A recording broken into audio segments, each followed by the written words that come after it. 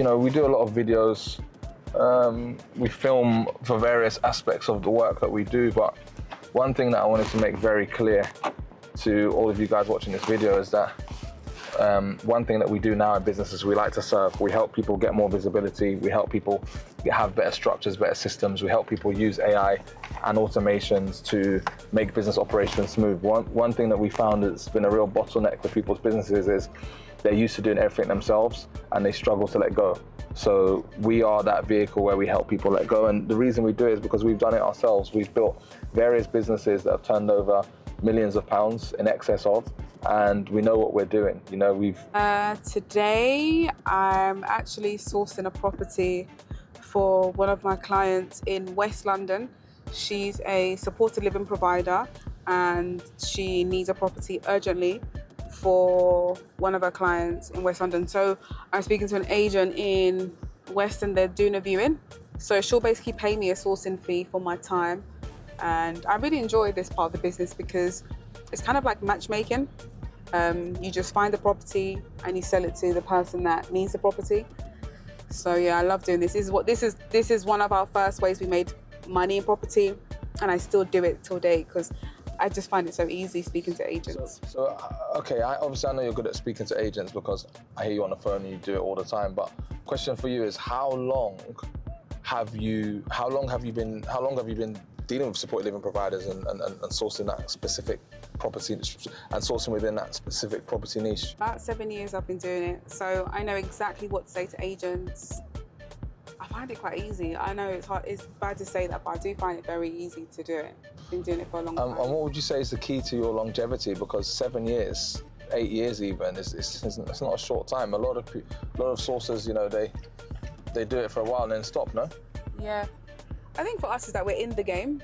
So we don't just do sourcing, we do everything property-wise. We do rentals, sales, everything. So I think with us, it's stupid not to source because we have deals fall on our lap all the time. So the secret to a long sourcing career is to be in the game of property as well, doing other things, not just sourcing. Okay, cool. So obviously we run various businesses. It's not just property in the UK. We've also recently done property in America, and we were in Atlanta for the last 2 months. Can you talk to us a little bit about that? Yeah, so Atlanta was great. We absolutely love Atlanta.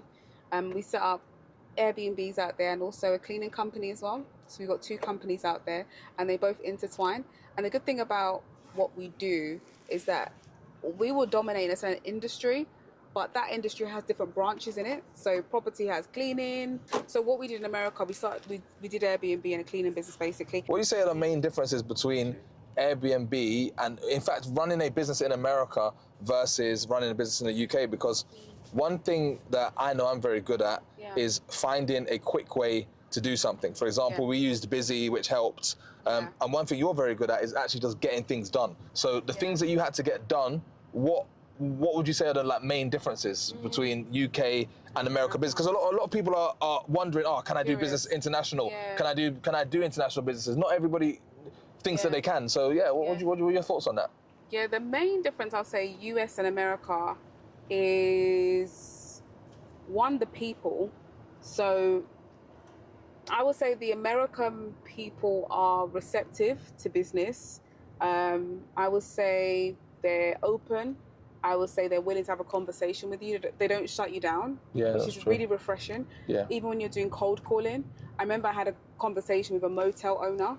And I remember that. Yeah, and you know, I was just pitching him business and he said to me that he doesn't, he told me loads about business. He doesn't do any online marketing. If people want to book his motel, they just walk in.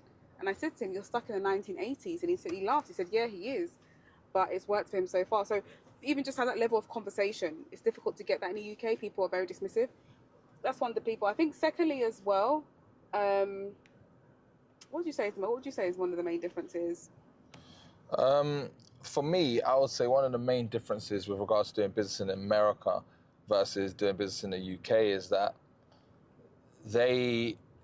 once you set up the company, the whole architecture feels bigger. And what I mean by that is you know, once you set up and people feel like they want to help you. So once you say to somebody, I run an Airbnb business, their first question isn't, oh, you know, like the UK, it might be, oh, who does this guy think he is? He's making money. In America, the questions I often got asked was, oh, I'd love to book it. What's the link? I'd love to stay. Oh, this guy does Airbnb. Like, they'll always be introducing you as the guy that does Airbnb. There's a lot more of a connecting mindset I found. And not to say that the UK is bad. I'm not one of these people that will sit down and just start hating on the UK. I love the UK. It's done a lot for us, but the mindset is just a little bit different. People are definitely more open to making things happen. They're definitely more open to collaborating on business. And another thing that I've realized that is different in America is that 99% of people have a side hustle. You might speak to a police officer, they have a side hustle. They're doing something else. People don't just focus on their main job, they're always focusing on having a side hustle as well. There's that entrepreneurial spirit. And I don't believe the American dream is dead. People are still looking to do something else. I mean, even the guy in my gym, he works full-time in the gym, but he has a successful guacamole business on the side. I might even throw him in as well to this video. I'm sure he'd appreciate the shout out. Very lovely guy. You know, my wife met a police officer, I think, that has a side hustle. Every Uber driver, Uber XL and normal Uber Comfort, every time I speak to them, they've got different businesses on the side. So America is a land of the entrepreneur. America is a land of let's make things happen. And I think that's great, to be honest. I really like that. Yeah, absolutely, yeah. I think also in America, things are more expensive. Look at the neighborhood, just Range Rovers everywhere. But at the same time, the earning potential's higher. So I feel like you can make a lot of money in America. But at the same time, things are a little bit more expensive. So that's to bear in mind. But, you know, it's a bigger market, so... Correct, and there's tipping culture as well. So yeah, I completely agree. Like in America, it is more expensive, I think, than Dubai. And there's also tipping culture. So anything you spend, they will expect an extra 25, 30%. And it's frowned upon there not to tip. So tips are embedded into culture. It's something to bear in mind that big economies in America demand big spending.